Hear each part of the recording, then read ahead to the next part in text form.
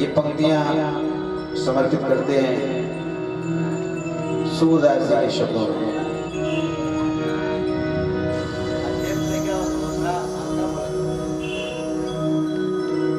Hello hello hello hello hello hello. Shri Ram जय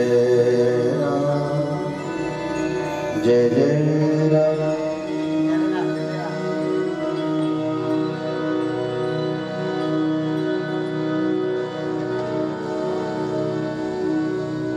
गमदर सानी दमगरे गर गर धनि धनि जर गरे सा।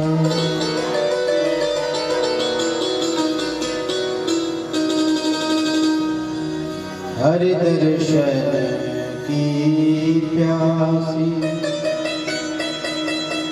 अखियाँ, हरि दर्शन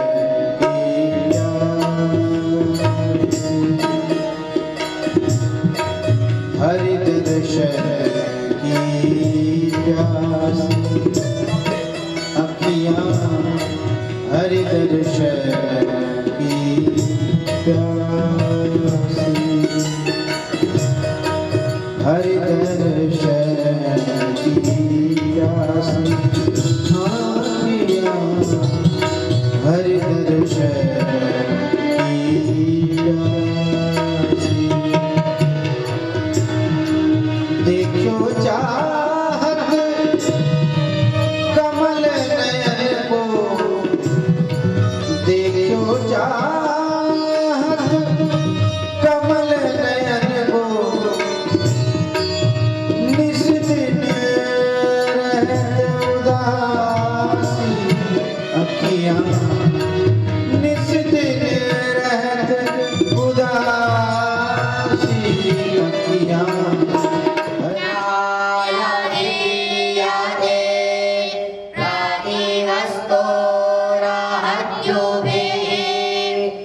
निर्ज्यो निर्ज्यो धीरजने स्वाहा सोर्जो ज्यो निर्ज्यो सोर्जा स्वाहा अग्निर्वर्जो ज्यो निर्वर्जा स्वाहा सोर्जो वर्जो ज्यो निर्वर्जा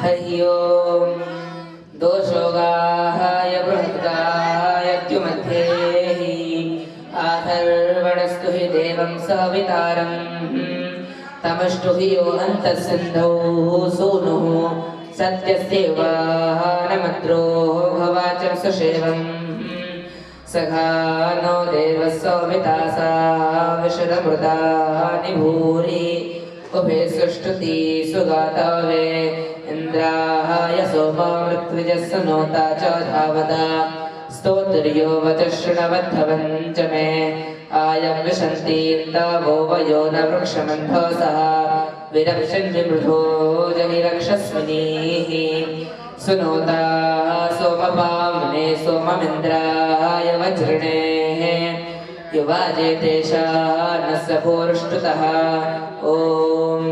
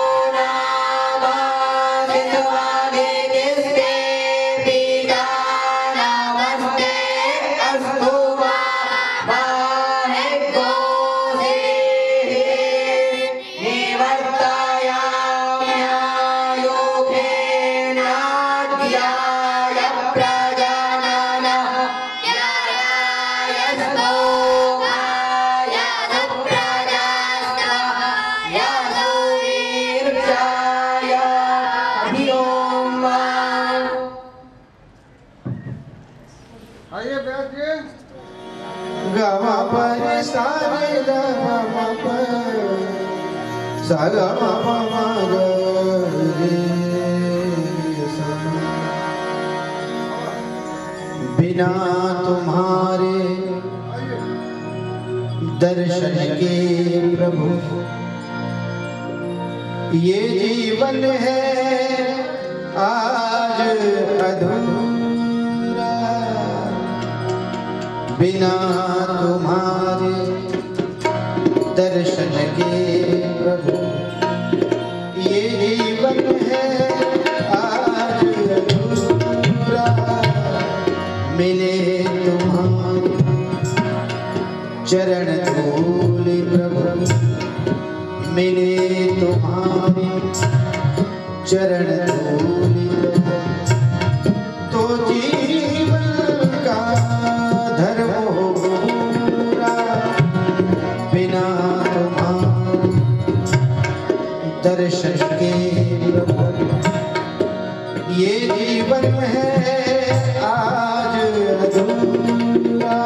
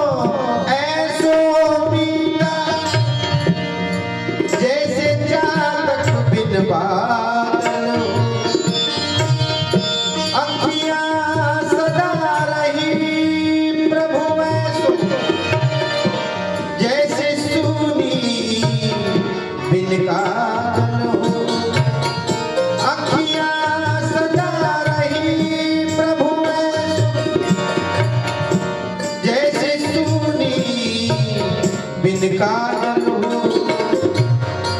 नारायण को दर्शन दे, नारायण को अब दर्शन दे। नाचे मन का सदा मयूरा, बिना तुम्हारे दर्शन के प्रभु ये जीवन है आज अधूरा।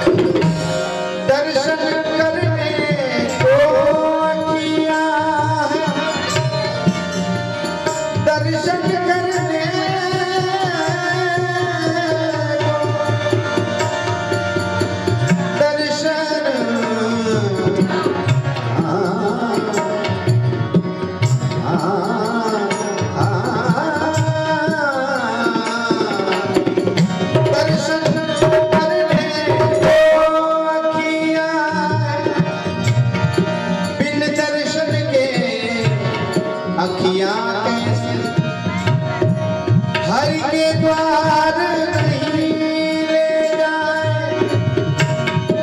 तो फिर आली सखियां कैसी। नारायण अब दर्शन दे, नारायण को दर्शन दे।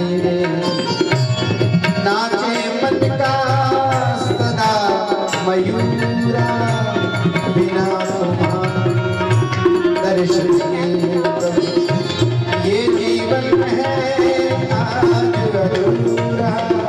बिना तुम्हारे दर्शन के ये जीवन है आज अधूरा।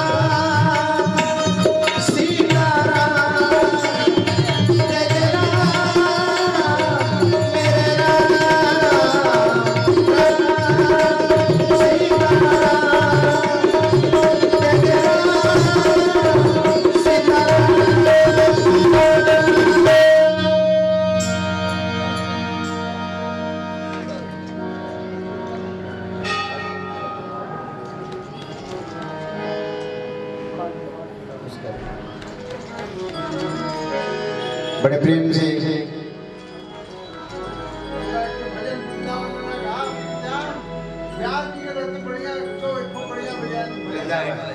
क्या बात, जय हो। जब भी नैन मूंदो और जब भी नैन खोलो, जब भी नैन मूंदो।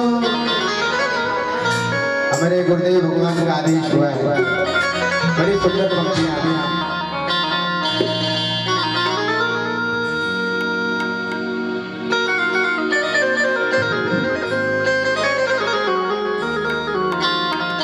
कहते हैं ये जीवन तभी धन्य होगा, जीवन की सार्थकता है भगवान के नाम का सुमिरन करें इस कलयुग में। तो कहते हैं कि जब भी नैन मूंदो और जब भी नैन खोलो, जब भी नैन मूंदो और जब भी नैन खोलो, राधे कृष्ण बोलो। कृष्ण बोलो राधे कृष्ण बोलो।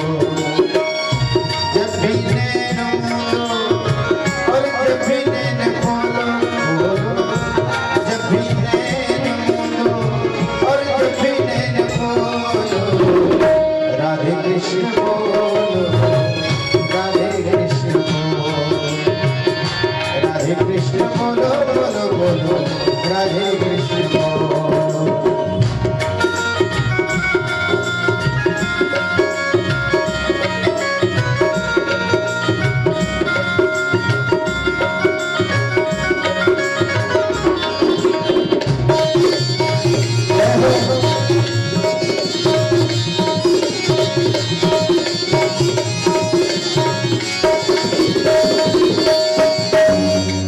और कहते हैं वृंदावन ब्रज की राजधानी, जहाँ बसे ठाकुर ठकुरानी।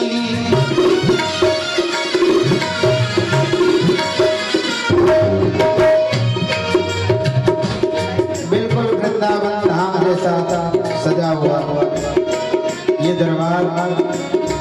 और तबले पे हमारे बड़े भाई श्री बलराम मिश्रा जी, संतोष जी सुंदर पंक्तियों से बाबा के श्री चरणों में प्रणाम निवेदित करते हुए ये पंक्तियां। वृंदावन ब्रज की राजधानी, जहाँ बसे ठाकुर ठकुरानी। मधुर मिलन की साक्षी जैसे, मधुर मिलन की साक्षी जैसे, सेवा और जमुना का पानी पानी, सेवा और जमुना का पानी। तो पुण्य प्रेम रस में आत्मा भी बोलो, पुण्य प्रेम रस में आत्मा भी बोलो। राधे कृष्ण बोलो राधे कृष्ण बोलो, राधे कृष्ण बोलो राधे कृष्ण बोलो। जब भी नैनो और जब भी नैन बोलो, जब भी नैनो और जब भी नैन बोलो राधे कृष्ण बोलो राधे कृष्ण बोलो, राधे कृष्ण बोलो बोलो बोलो राधे कृष्ण बोलो।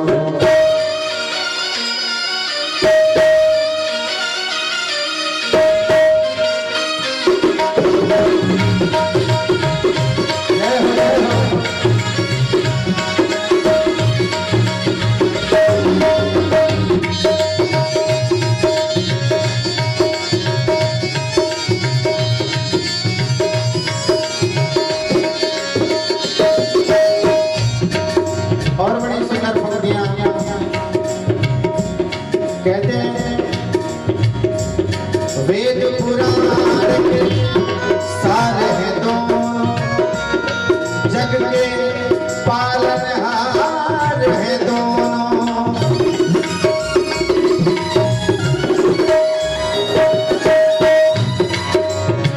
श्री कृष्ण राधिका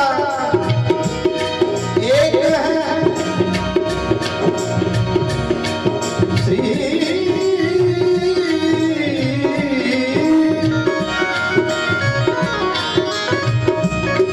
कृष्ण राधिका एक है, इनमें अंतर ना।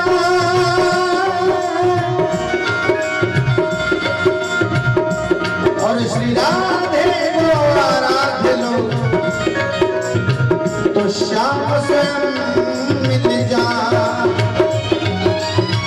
राधे कृष्ण बोलो राधे कृष्ण बोलो,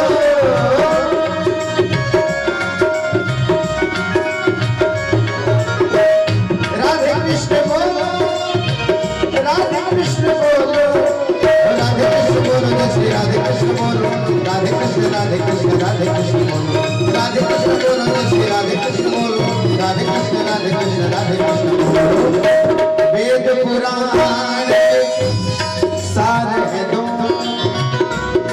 जग के पालनहार है दो। एक सृष्टि है और एक है दाता, दाता दाता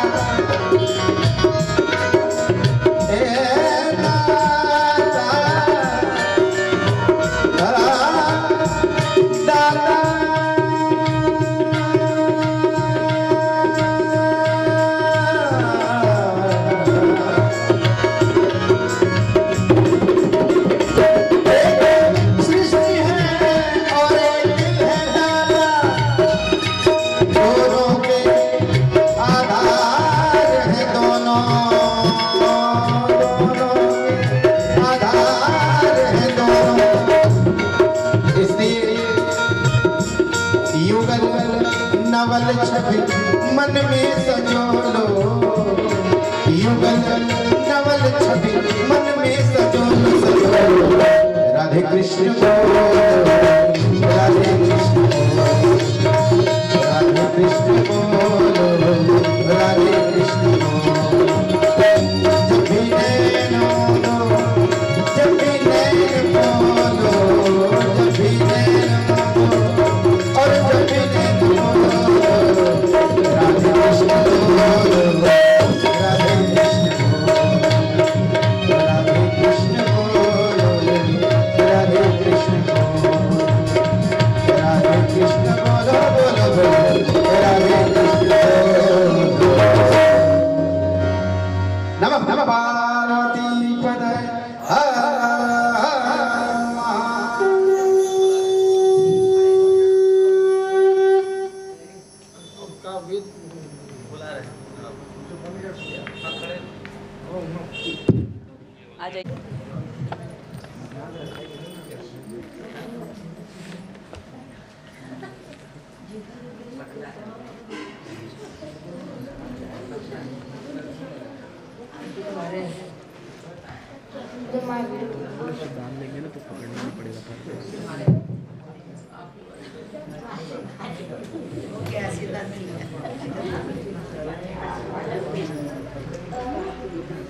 बोलो बोलो मत बोलो ना।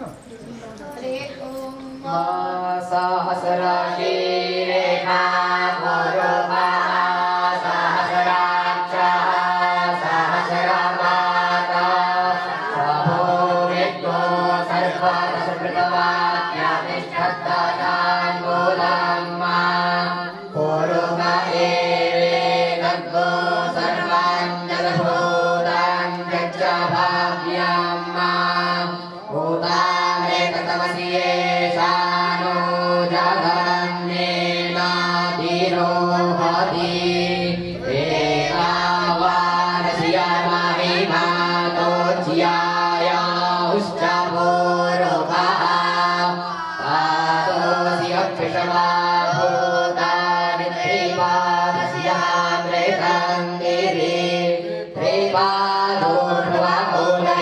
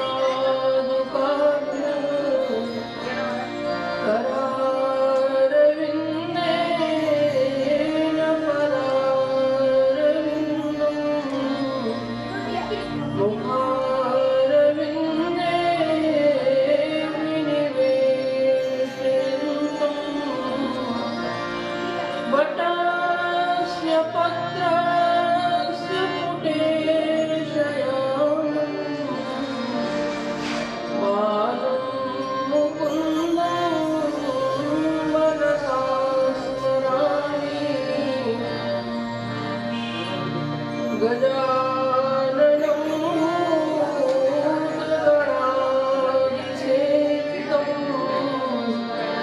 कपित्थजम्बो फलचारुभक्षणम् उमासुतं शोकविनाशकातुं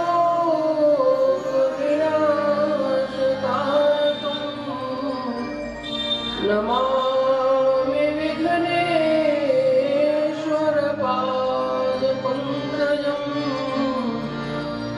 नमामि विघ्नेश्वरपादपङ्कजम् मनोजवं मारुततुल्यवेगम् जितेन्द्रियं बुद्धिमतां वरिष्ठम् वातात्मजं वानरयूथमुख्यम् श्रीरामदूतं शरणं प्रपद्ये श्रीरामदूतं शरणं प्रपद्ये यं प्रव्रजन्तमनुपेतमपेतकृत्यम् द्वैपायनो विरहकातरया जुहाव पुत्रेति तन्मयतया तरवोतिरेदुस्तं सर्वभूतहृदयं मुनिमानतोऽस्मि तं सर्वभूतहृदयं मुनिमानतोऽस्मि तं सर्वभूतहृदयं मुनिमानतोऽस्मि। परम पूज्य नित्य प्रातः स्मरणीय जगतवंद्य हमारे आराध्य पूज्य श्री गुरुदेव भगवान के पावन श्री चरणारविंदों का स्मरण करती हुई उन श्री चरणों में कोटिशः नमन करती हूँ। भगवान श्री चिंतामणि गणेश भगवान के पावन पाद पद्मों में कोटि कोटि नमन करती हूँ। भगवान बाबा विश्वनाथ, श्री गौरी केदार, माँ गंगा और श्री शंकर भजन श्री हनुमान जी महाराज के श्री चरणों में अनंत अनंत प्रणाम निवेदन करती हूँ। यहाँ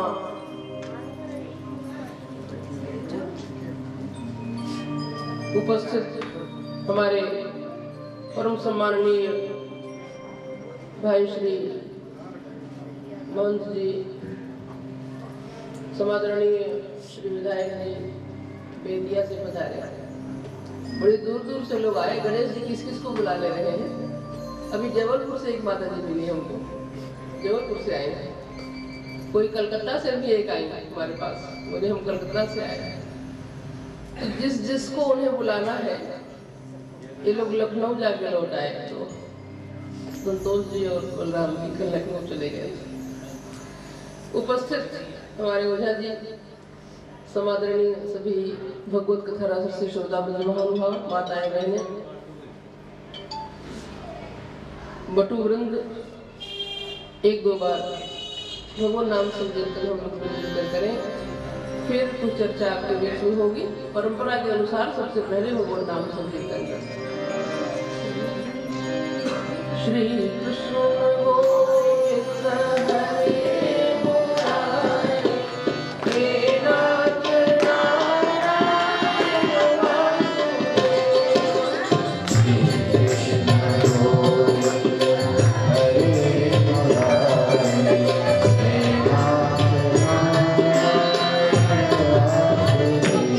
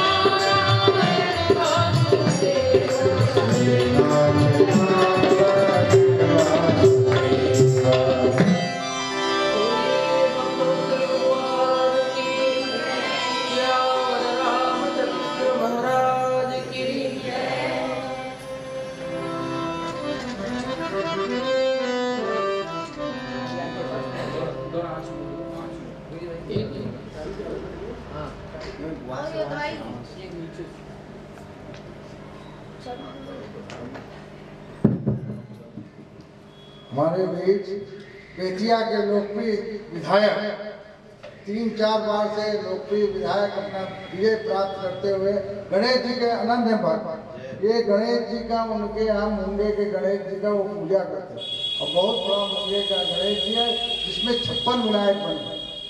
यहाँ काशी में 56 विनायक, बिहार के बेतिया में भी उन्होंने कहा कि 56 विनायक गणेश जी में बने हुए हैं और इतने भक्त है गणेश जी के कि जो भी कार्यक्रम होगा गणेश जी का मैं एक बार सूचना दे दूं तो तुरंत पहुंच जाते हैं।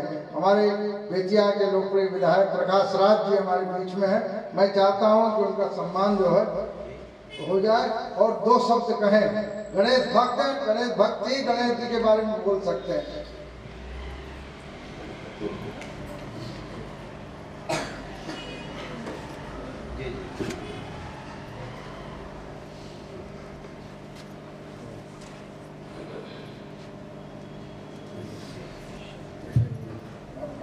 हमारे प्रकाश राज जी का सम्मान हो जाए उसके बाद जो है उनके द्वारा 2 शब्द जो है गणेश भक्त है तो गणेश जी के बारे में बोलेंगे तो सब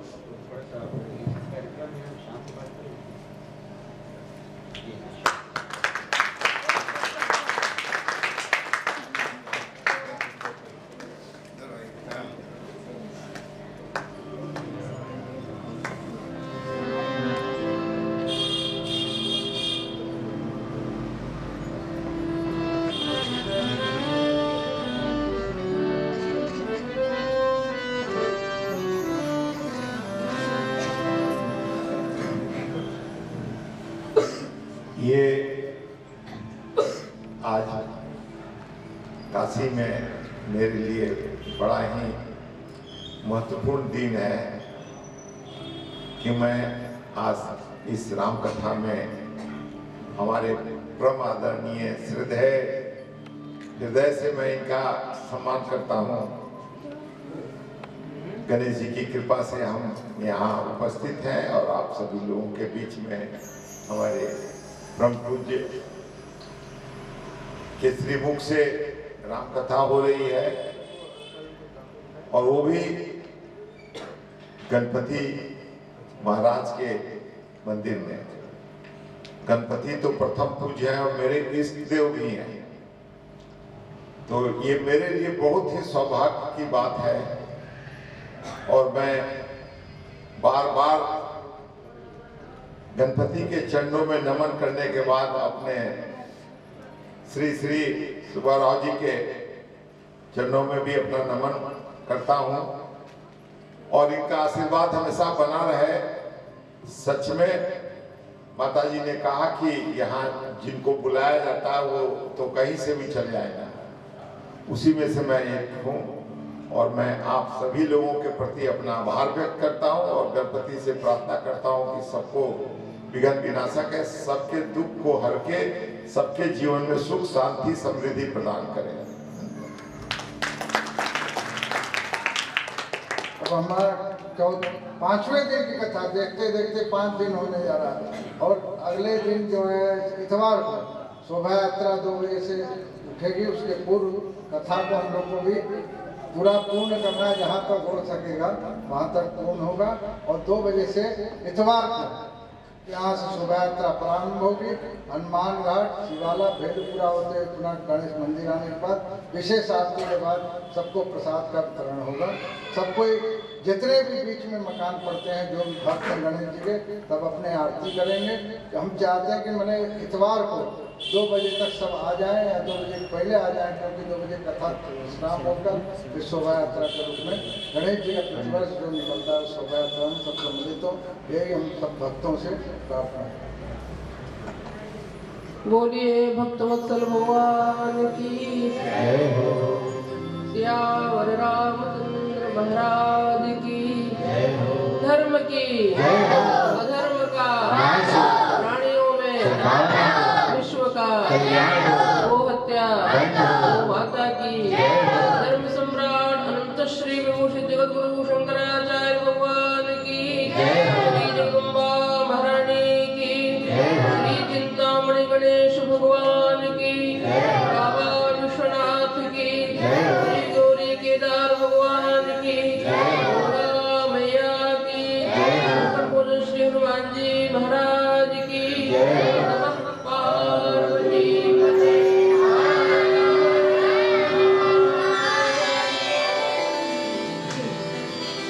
बड़ा सुंदर योग है। मैं पहले ही दिन आपसे निवेदन की थी कि यह श्री रामचरितमानस जो है ये काशी की ही देन है। भगवान भोलेनाथ की प्रेरणा से गोस्वामी तुलसीदास जी महाराज ने श्री रामचरितमानस की रचना की और भगवान शंकर ही इसके ज्ञाता ध्याता श्रोता वक्ता जो भी कुछ कहा जाए सब भगवान शंकर। रचि महेश निज मानस राखा पाई समौ शिवासन भाखा। माता पार्वती को सुनाए और लोमश बाबा को यही राम कथा भगवान शंकर ने दिया। लोमश बाबा से याज्ञवल्क्य जी कहीं संजाग बलि पुण्य पावा और उन्हीं से उन्होंने भरद्वाज जी को सुनाया। ये क्रम इस प्रकार। काकभुजंडी जी भी लोमश बाबा के ही शिष्य हैं। तो इस प्रकार से भगवान शंकर ही मूल है श्री राम कथा की उनकी नगरी में। और भगवान चिंतामणि गणेश भगवान के सानिध्य में हम लोग कथा का लाभ ले रहे हैं।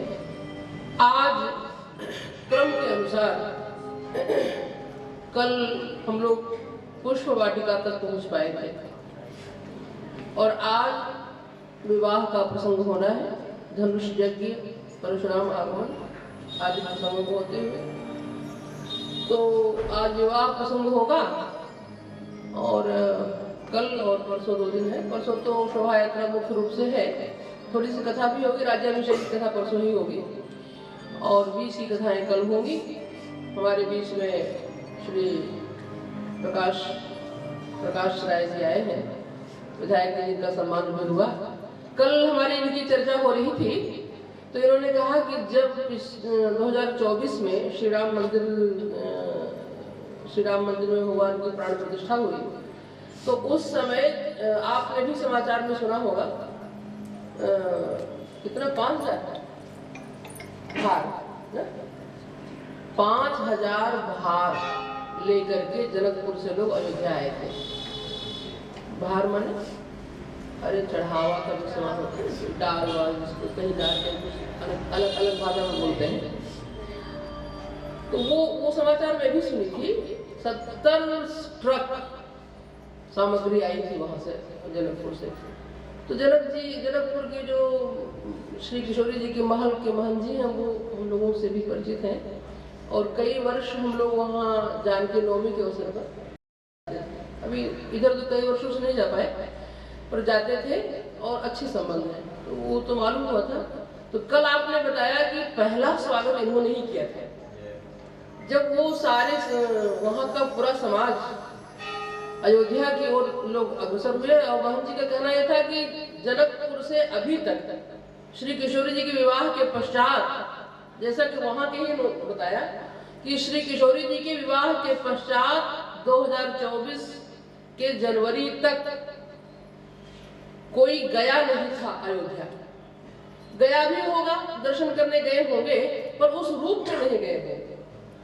तो साज संभार के साथ हम लोग गए और बड़भागी है हमारे विधायक जी कि इन्हीं को स्वागत करने का अवसर प्राप्त हुआ। तो विधायक होने के नाते तो आपका स्वागत है ही, लेकिन एक श्री किशोरी जी के भक्त होने के नाते, उनके वरद पुत्र होने के नाते आपका और भी यहाँ स्वागत है। हम लोग आज और ऐसे दिन में आए ये कि आज विवाह का दिन है, विवाह के दिन ही पधारी भी है, तो होना भी चाहिए भाई। जनकपुर का कोई ना बैठा हो तो फिर विवाह का क्या, इसलिए जनकपुर के लोगों को विवाह तो होना ही चाहिए। हमारे आप हैं, भगवान के विवाह की फलश्रुति बताते हुए श्रीमद् गोस्वामी तुलसीदास जी महाराज ने कहा है कि घर में अगर खूब उत्साह चाहते हो, नित्य नवीन मंगल चाहते हो अपने घर में, तो क्या करें? सभी चाहते हैं। आप चाहते हैं कि नहीं चाहते? चाहते हैं। अच्छा, कौन कौन चाहते हैं कि मंगल ही मंगल हो हमारे घर में? सब चाहते हैं, सब हाथ उठाते हैं। जो चाहते हैं कि हमारे घर में मंगल ही मंगल हो, वो श्री सीताराम जी के विवाह का प्रसंग 11 दोहे में 11 छंदों में श्री श्री विवाह है मानस में, और 12 छंदों में श्री राम विवाह है। ये 12 छंद, जो छंद का मतलब चौपाइयों सहित जो है, उनका पाठ अगर किया जाए तो नित्य मंगल ही मंगल होता है। सिय रघुवीर विवाह जेस प्रेम गावहि सुनहि, तिन कह सदा उछाह मंगलायतन राम यश। निरंतर उत्साह और मंगल के घर भगवान श्री रामभद्र उनके घर में निवास करते हैं और उनके घर में मंगल ही मंगल होता है। क्यों होता है मंगल? राम जी कौन है? गोस्वामी जी महाराज कहते हैं कि मंगल भवन अमंगल हारी, प्रभु दशरथ हरि बिहारी।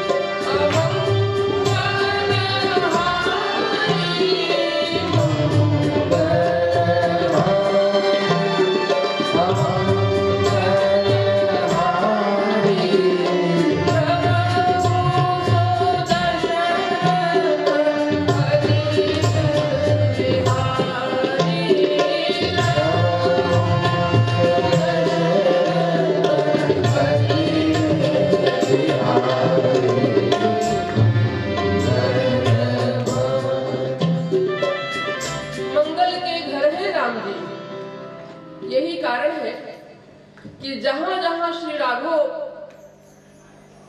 विराजमान हुए, हर जगह मंगल हुआ।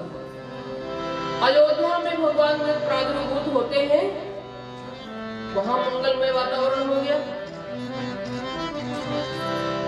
और जब भगवान श्री मिथिला धाम में आए, प्रभु मिथिला में आते हैं तो मंगल मूल लगन दीन आवा, बिहरे कुंवर मास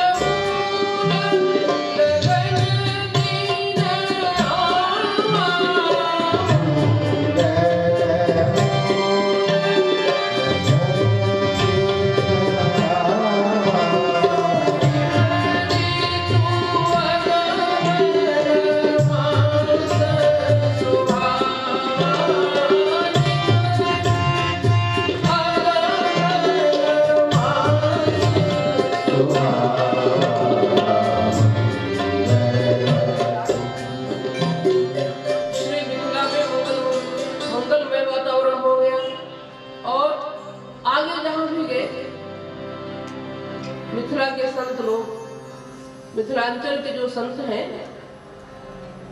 पूर्वाचार्य भी हो गए और भी वर्तमान में जो है, वो विवाह के दिन आगे वाली चौपाई नहीं बोलते। अयोध्या कांड आदि की चौपाई आई, क्योंकि आज विवाह होना है, इसलिए आगे वाली कथा। तो आगे भी भगवान जहाँ गए वहाँ मंगल हुआ, वो हम कल बताएंगे, पर आज तो विवाह तक।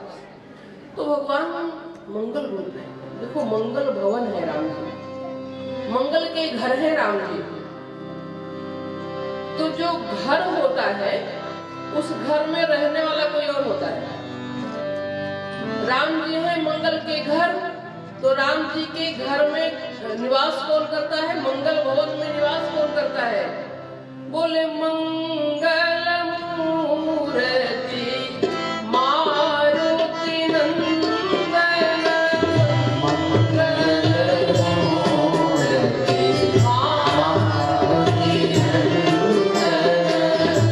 सकल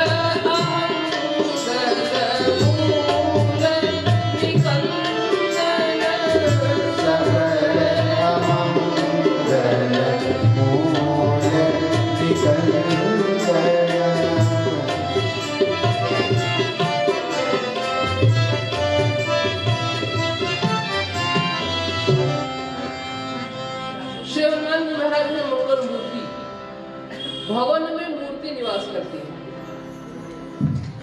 तो श्री हनुमान राघव के हृदय में हनुमान जी महाराज निवास करते हैं। बस ही और श्री हनुमान जी महाराज के हृदय भवन में भगवान श्री राम। और प्रणवो पवन कुमार खलबन पाव ज्ञान घन जास हृदय आगार बस ही राम शरचाप। इस प्रकार से भगवान जहाँ है वही मंगल, इसलिए भगवान की कथा भी मंगलमयी है, भगवान का नाम भी मंगलमय है। मंगल भवन अमंगल हारी उमा सहित जय जपत पुरारी। भगवान का स्वरूप मंगलमय है। मंगल भवन अमंगल हारी द्रवों दशरथ बिहारी। भगवान की कथा मंगल गायनी है। मंगल करणी कलिमल हरणी तुलसी कथा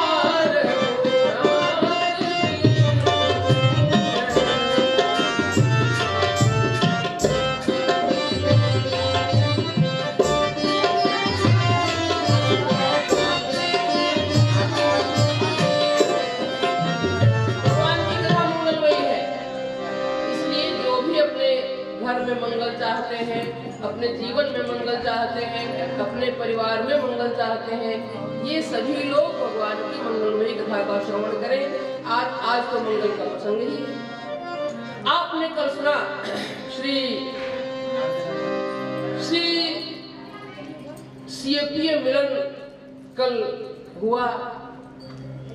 प्रथम दर्शन पुष्प वाटिका में श्री किशोरी जी को भगवान का हुआ और भगवान को श्री किशोरी जी का दर्शन हुआ।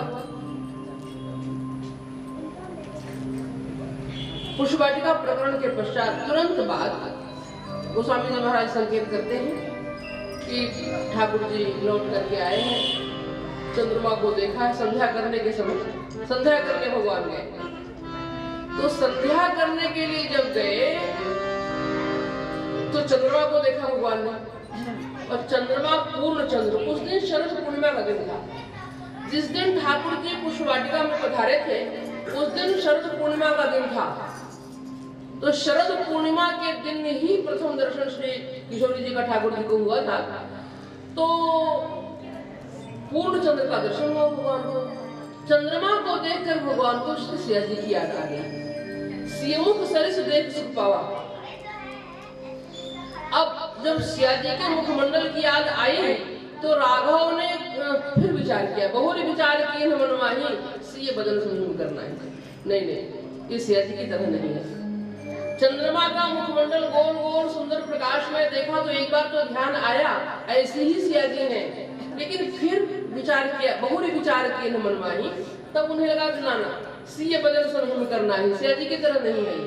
तब आखिर इसमें क्या ऐसा दोष है? तो कहते हैं कोक शोक प्रद पंकज द्रोही, ये कमल का द्रोही है। और कोक के लिए शोकप्रद है, चकई चकवा के लिए यह शोकप्रद है, क्योंकि रात्रि में ये अलग अलग रहते हैं। और पंकज द्रोही, चंद्रमा जो है ये कमल का द्रोही है। अरे चंद्रोदय होते ही कमल मुकुलित हो जाता है। कोक शोक प्रद पंकज द्रोही, अवगुण बहुत चंद्रमा, सिय बदन संयम करना ही। तो हम जानकी जी की तुलना नहीं कर सकते इससे।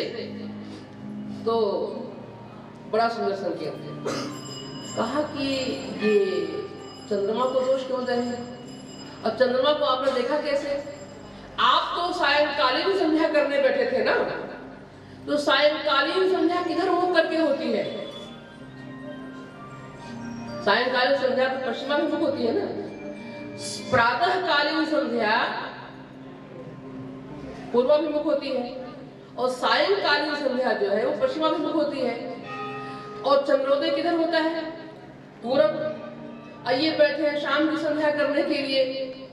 सायं की संध्या विधि पूर्वाभिमुख कई के। एक तो सायं की संध्या पूर्वाभिमुख आप कर रहे थे, दूसरे दूषण सब हिम कर बजिहला हो राघव जी, कौना गुमान में मुलैना।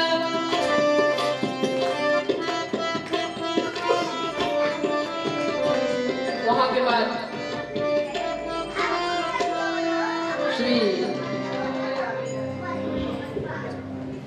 शतानंद जी महाराज आते हैं और भगवान को निमंत्रण लेकर आते हैं महाराज जनक का कि महाराज जनक ने आप लोगों को बुलाया है। महर्षि विश्वामित्र शिष्यों समेत आप पधारे। आते हैं विश्वामित्र जी महाराज रंगभूमि में पधारे, शिष्यों के साथ आए। अब जब भगवान श्री रामभद्र रंगभूमि में आए, रंगभूमि आए दो भाई असिशुद्धि सब पूर्वासी पाई। रंगभूमि में दोनों भैया आ गए हैं, ऐसा समाचार समस्त पूर्वासियों को मिला। धाये धाम काम सब त्यागे, दौड़ पड़े सब लोग। सब लोग दौड़े, धाये धाम काम सब त्यागी, मनो रंग नित लूटन लागी। ऐसा लगा जैसे कहीं खजाना खुल गया हो और उन्मुक्त भाव से वो खजाना सब लोग लूटने के लिए सबको आर्डर हो कि सब ले सकते हैं कुछ भी इसमें से। मनो रंग नित लूटन लागी, सब दौड़े। कौन कौन आए? बोले बालक वृद्ध नर नारी सब के सब दौड़ दौड़ भगवान के रूप माधुरी का पान करने के लिए सभी आए हैं। और महाराज जनक ने यथास्थान सबको बिठाला। देखी जनक वीर भई भारी, उत्तम मध्यम नीचल हूँ निज निज थल अनुहारी। जिसके लिए जो स्थान बना हुआ था उन्हें उन स्थान पर विराजमान कर दिया गया। अब महाराज जनक के जो सेवक हैं वो आकर के महाराज जनक की प्रतिज्ञा सुनाते हैं। महाराज जनक की प्रतिज्ञा को दूतों ने सुनाया। महाराज जनक के जो सेवक हैं वो उनकी प्रतिज्ञा को सुनाते हैं और कहते हैं,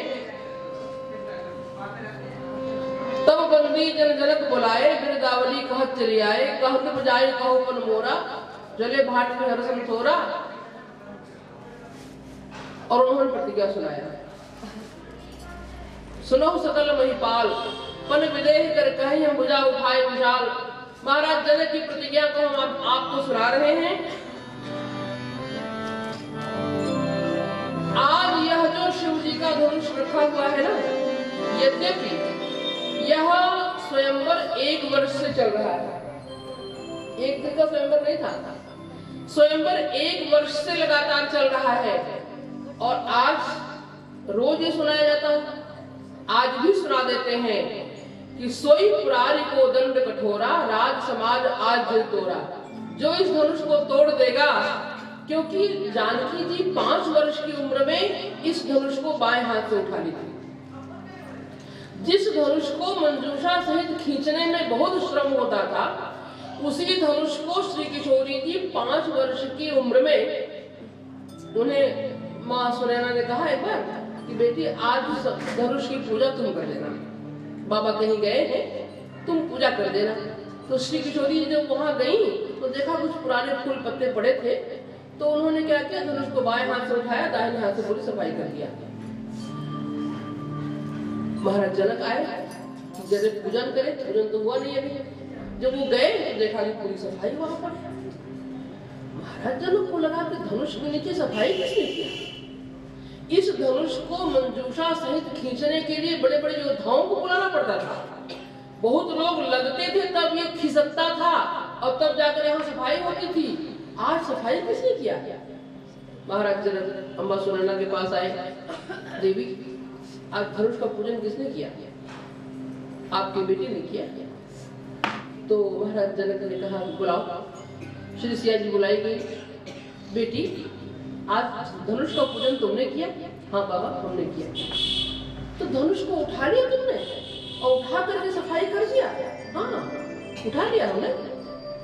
तो महाराज जनक ने कहा कैसे उठाया।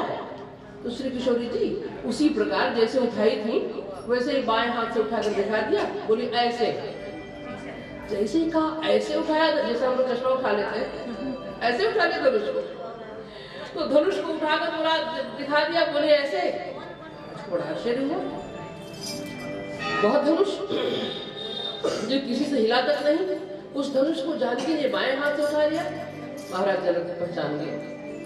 महाराज जनक को लगा कि ओहो यह कन्या साधारण नहीं है, यह अयोनिजा है। फिर जानकी जी के प्राकट्य की पूरी घटना उनके सामने आ गई। यह तो भूमि से प्रकट हुई है, सिंहासन पर प्रकट हुई है, ये साक्षात शक्ति है। तो उसी भावावेश में महाराज जनक प्रतिज्ञा कर लिए।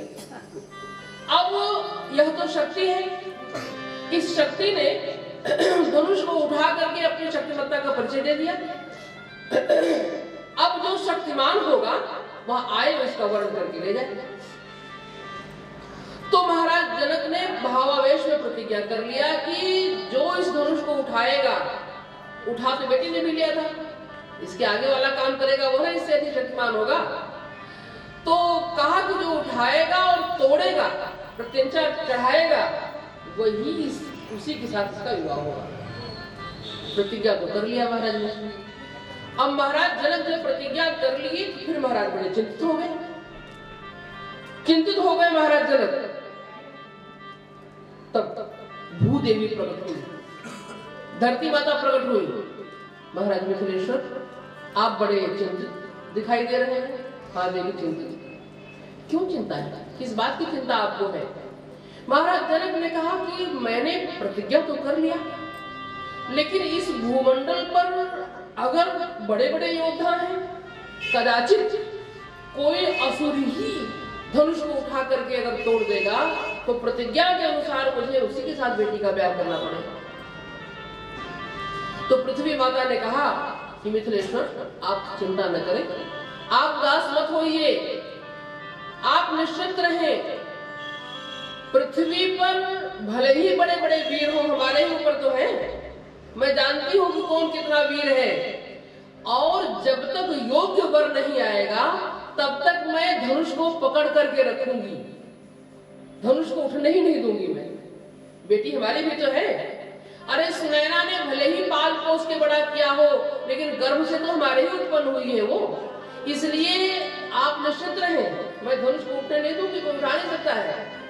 महाराज जनक ने कहा कि देवी इस पृथ्वी पर ऐसे ऐसे वीर हैं जो पृथ्वी को भी उखाड़ लें, एक एक जगदीश से ऐसे सुमट निकाय रावण के दरबार में बहुत सारे योद्धा थे। तो पृथ्वी माता ने कहा, जनक जी ने कहा कि एक बार आपका अपहरण कर लिया था हिरण्याक्ष ने, हिरण्याक्ष के द्वारा आप चुरा ली गई थी। माता पृथ्वी ने कहा उस समय मैं असावधान थी, असावधानी की स्थिति में हिरण्याक्ष मुझे चुरा कर ले गया। अब मैं सावधान रहूंगी। और फिर मुझे सहारा देने के लिए शेष जी बैठे हैं, नीचे शेष जी बैठे हुए हैं, दिक्पाल है, दशो दिक्पाल है, ये सब मुझे मेरी सहायता करेंगे। हम सावधान रहेंगे, कोई धनुष उठा नहीं पाएगा महाराज जब तक कोई योग्य वर नहीं आएगा। तो महाराज जनक थोड़े निश्चिंत हुए। लेकिन अब 1 वर्ष से चल रहा है स्वयंवर, एक से एक। महाराज जनक ने कहा कि दीप दीप के भूपति नाना, आए सुनी हम जो प्रण ठाना। सबने उनकी प्रतिज्ञा को सुनकर सबने धनुष उठाने का प्रयत्न किया, धनुष किसी से हिला तक नहीं। अब महाराज एकदम नृपण विलोक जनक अकुलाने। आप कल्पना करें, किसी बाप की बेटी के कुंवारे रह जाने का समय आ जाएगी। अब हमारे कारण मेरी बेटी कुंवारी रह जाएगी और कारण पिता ही बने उसमें, तो उस पिता को कितनी तकलीफ होगी, कितना कष्ट होगा, वो पिता ही अनुभव कर सकता है। महाराज जनक ने कहा कि और कोई छोटे मोटे लोग नहीं आए, देव तनुज धरि मनुज शरीरा, विपुल वीर आए रणधीरा। और सबने प्रयास भी किया अपने अपने अनुसार। रहा चढ़ाओ बतौर भाई, पर तिल भर भूमि न सके छुड़ाए। तिल भर भी भूमि से धनुष को खिसका नहीं सके। इसलिए जाओ, क्यों बैठे हो? महाराज जनक ने घोषणा कर दी, तजहु आस निज निज गृह जाहु। अब जाओ, तजहु आस निज निज गृह जाहु। और महाराज ने घोषणा कर दिया कि लिखा न विधि वैदेही विवाहु। मैं जान गया कि बेटी का ब्याह विधाता ने लिखा ही नहीं है।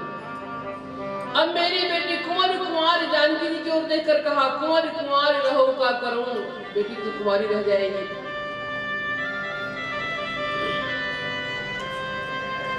महाराज जैसे ही महाराज जनक ने घोषणा कर दिया, महाराज जनक इस कार्यक्रम के अध्यक्ष हैं और अध्यक्ष का भाषण अंत में होता है। अध्यक्ष का अध्यक्षीय भाषण अंत में होता है। अभी 2 योद्धा बैठे हुए हैं, सब लोग अपने अपने बल की आजमाइश कर चुके हैं। अभी 2 बैठे हुए हैं, श्री राम लक्ष्मण विराजमान है सभा में। और तब तक जनक जी ने कहा, तजहु आस, छोड़ दो आशा, जाओ अपने अपने घर को। जैसे ही महाराज जनक ने कहा, नृपण विलोक जनक अकुलाने, बोले बचन रोष जनुसाने। अच्छा देखिए यहाँ क्या शब्द का प्रयोग किया गोस्वामी जी ने, बोले बचन रोष जनुसाने। जनु, जनु का मतलब क्रोध है नहीं, क्रोध का अभिनय कर रहे हैं जनक जी। महाराज जनक ज्ञानी है, उनको क्रोध थोड़ी आ सकता है। महाराज जनक ने क्रोध का अभिनय किया और अभिनय करके क्रोध रोष जनुसानी बोले, तजहु आस, छोड़ दो आशा, जाओ अपने अपने घर। लक्ष्मण जी महाराज भला कैसे सहन कर सकते हैं?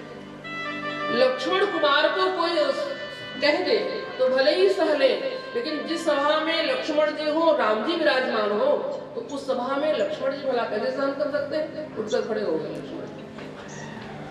आपने कहा तजहु आस, अब जिनको माखे भटमानी, माखे का मतलब अहंकार न करे। अब कोई यह अहंकार न करे कि मैं वीर हूँ, वीर विहीन मही मैं जानी, मैं समझ गया पृथ्वी वीरों से खाली है।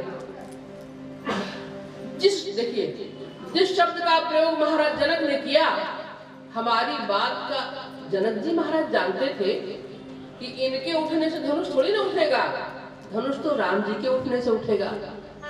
जिनसे धनुष उठना है वो तो उठ नहीं रहे हैं, और जिनसे नहीं उठना है वो बिना उठे मानते नहीं। समाज में तभी दुर्व्यवस्था पैदा होती है कि जो सक्षम लोग हैं वो तो सामने आते नहीं है, जो किसी कार्य को करने लायक है वो तो करते नहीं, और जो नहीं करने लायक है वो बिना किए मानते नहीं है, वो जरूर सामने आएंगे। यहाँ भी यही हो रहा है, जिनसे धनुष उठना है वो तो उठ नहीं रहे हैं, और जिनसे नहीं उठना है वो बिना उठे मानते नहीं है। इसलिए जनक जी महाराज ने सोचा कि पहले इनको उठाओ, राम जी को। जब राम जी उठेंगे तो धनुष भी उठ जाएगा, पर राम जी कैसे उठेंगे? राम जी को उठाने के लिए किसी और को उठाना पड़ेगा। किसको उठाना पड़ेगा? लक्ष्मण जी को उठाना पड़ेगा। क्यों? क्योंकि राम जी क्या है और लक्ष्मण जी क्या है? तो गोस्वामी जी महाराज कहते हैं, रघुपति की रति विमल पताका, गंध समान भयउ यश जाता।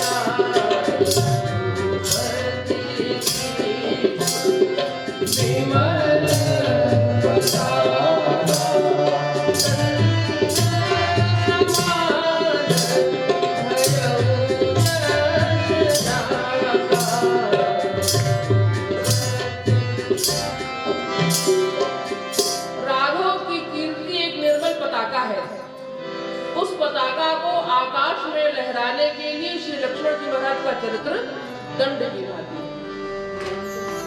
जब झंडा ऊंचा होता है, 26 जनवरी आने वाली है, 15 अगस्त बीता है, 15 अगस्त 26 जनवरी को जब झंडा ऊंचा होता है तो क्या हम लोग क्या कहते हैं? झंडा ऊंचा रहे हमारा, ये कहते हैं झंडा ऊंचा रहे हमारा। लेकिन वस्तुतः ऊंचा क्या होता है? झंडा ऊंचा होता है कि डंडा ऊंचा होता है? अरे डंडा जितना ऊंचा होगा झंडा उतना ही ऊंचाई पर लहराएगा। छोटा डंडा हो तो लक्ष्मण जी महाराज है पताका दंड और राम जी है पताका। तो दंड की विशेषता है कि आकाश में कितनी ऊंचाई पर पताका को लहराएगा। अच्छा, अगर आपको झंडा उठाना हो तो क्या पकड़ेंगे? डंडे तो पकड़ेंगे। डंडा को उठाओ, झंडा अपने आप उठ जाएगा। अब डंडा उठाना है तो डंडा उठाने के लिए क्या बोलना पड़ेगा, क्या करना पड़ेगा? महाराज जनक बड़े ज्ञानी है। जनक जी को लगा कि डंडा उठाना कौन मुश्किल की बात है, 2-4 बातें गुस्से में करो, अपने आप डंडा उठ जाएगा। इसलिए महाराज जनक ने क्रोध का अभिनय किया। क्रोध है नहीं, बोले वचन रोष जनुसाने, क्रोध का अभिनय किया महाराज ने और उनका अभिनय सार्थक हो गया। जो चाहते थे वो हो गया। लक्ष्मण कुमार उठकर खड़े हो गए। तो महाराज जनक बोल तो रहे थे पर देख रहे थे लक्ष्मण जी की ओर कि हमारी बात का असर लक्ष्मण पर पड़ रहा है कि नहीं। क्योंकि जब तक लक्ष्मण पर मेरी बात का असर नहीं होगा, लक्ष्मण नहीं उठेंगे, तब तक राम जी नहीं उठेंगे। इसलिए लक्ष्मण का उठना बहुत आवश्यक है। अच्छा, हमारी बात का असर आपके ऊपर पड़ रहा है कि नहीं पड़ रहा है, यह तो हम तभी समझेंगे जबकि हम कोई वाक्य बोले और आप उसी को पकड़ लें। यही हुआ। जो बात महाराज जनक बोले उसी को लक्ष्मण जी पकड़ लिए। महाराज जनक ने कहा कि अब जनिको माथे भट मानी। अब कोई माथे नहीं, मतलब कोई अहंकार न करे कि मैं वीर हूँ, वीर विहीन मही मैं जानी। इधर माथे लखन कुटिल भई मोहे। जो वाक्य महाराज जनक बोले वही लक्ष्मण जी पकड़ लिए, उठकर खड़े हो गए। माथे लखन, मैं करूंगा अहंकार, और कोई करे ना करे पर मैं तो अभिमान करूंगा। आप क्यों अभिमान करेंगे? श्री लक्ष्मण कुमार ने कहा कि मैं इसलिए अभिमान करूंगा क्योंकि संसार में अभिमान होना दोष है, दूषण है। किसी को अपने सौंदर्य का अहंकार हो, किसी को अपने बल का अहंकार हो, किसी को अपने धन का अहंकार हो, तो यह दूषण है। लेकिन किसी व्यक्ति को इस बात का अहंकार हो कि मैं राम जी का सेवक हूँ, राम जी हमारे स्वामी हैं, तो यह दूषण नहीं है, तो भूषण है। ऐसा अहंकार तो होना चाहिए। श्री सुतीक्ष्ण जी महाराज यह वरदान मांगते हैं। सुतीक्ष्ण जी के आश्रम में भगवान श्री राम जब गए तो श्री सुतीक्ष्ण जी ने भगवान श्री राम से कहा कि प्रभु, बड़े लोगों के यहाँ कई बार कुछ ऐसी बेकार चीजें पड़ी होती हैं जो उनके किसी काम की नहीं होती, और वही अगर किसी गरीब को मिल जाए तो काम आ जाए। तो राम जी ने कहा, आप क्या कहना चाहते हैं? श्री सुतीक्ष्ण जी महाराज ने कहा कि प्रभु, आपके पास भी एक बहुत बेकार चीज पड़ी हुई है जो आपके किसी काम की नहीं, और हम गरीबों को मिल जाए तो हमारे काम आ जाए। तो भगवान श्री राम ने कहा कि कौन सी ऐसी वस्तु हमारे पास है जो आपके काम आ सकती है। जनक नहीं अदेव सुमोरे, क्या ऐसा है जो कि मैं आपको दे सकता हूँ, आपके काम आ जाए। तो श्री सुदीक्षित जी महाराज ने कहा कि अभिमान, अभिमान आपके पास बेकार पड़ा हुआ है। हंस पड़े राघव। हंसते हुए राघव ने कहा कि मुनिवर, किसी व्यक्ति को वह वस्तु दी जाती है जो उसके पास न हो। क्या आपके पास अभिमान नहीं है जो मैं आपको अभिमान दूं? सुतीक्ष्ण जी के नेत्र सजल हो गए। सुतीक्ष्ण जी ने कहा, दीनबंधु है, हमारे पास भी अभिमान है, लेकिन हमारे पास हमारा अभिमान है। हम ये चाहते हैं कि हमारे पास आपका अभिमान हो। मैं आपका सेवक हूँ, आप मेरे स्वामी हैं। अस अभिमान जाय जनि भोरे, अभिमान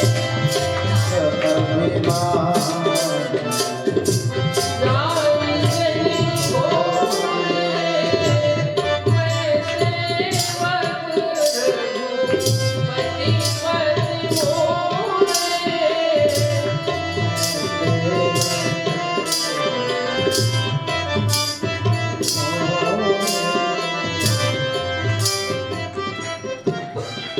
ऐसा अभिमान तो कभी नष्ट ही न हो, यह अभिमान सदैव बना रहे। अस अभिमान जाए जनि मोरे, जाए ही नहीं, मैं सेवक रघुपति पति मोरे। श्री लक्ष्मण जी ने कहा कि मैं तो अभिमान करूंगा, मैं प्रभु का सेवक हूँ, प्रभु मेरे स्वामी हैं। माथे लखन कुटिल भई भौं है, रदपट फरकत नयन दिसम है, आंखें लाल हो गई, होठ फड़कने लगे लक्ष्मण कुमार के। कुछ बोलना चाहते हैं, बोलना तो चाहते हैं, तो बोलना चाहते तो बोले, बोल नहीं रहे हैं। क्यों नहीं बोल रहे हैं?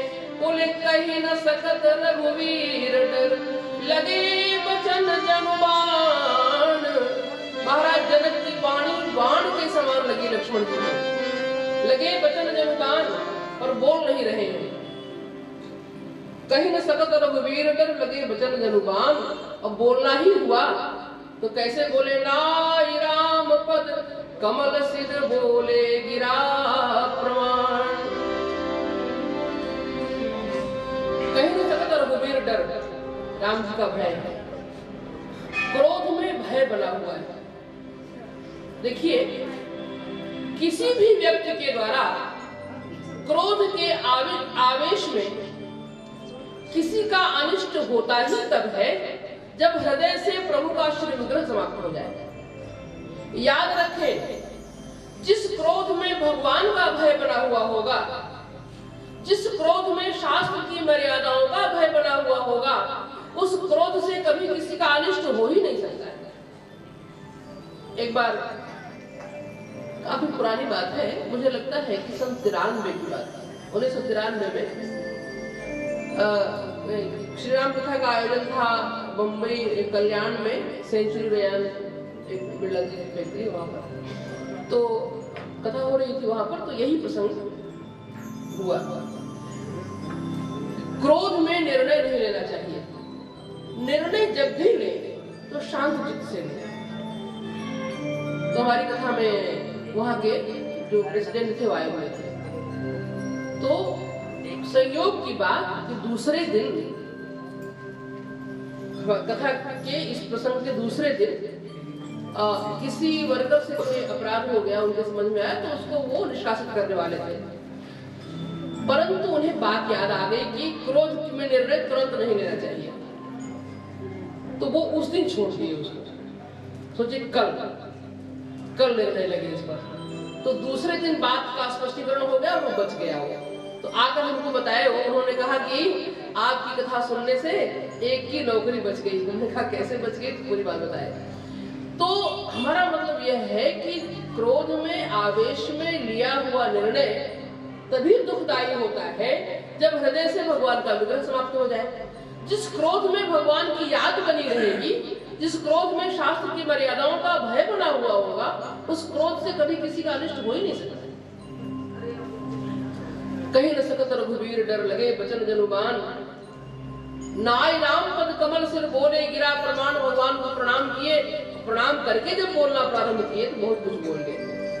रघुवंश कही जनक दस अनुचित बानी। जनक ने ऐसी बात कह दिया? नहीं महाराज, महाराज जनक के घर में बैठे हैं,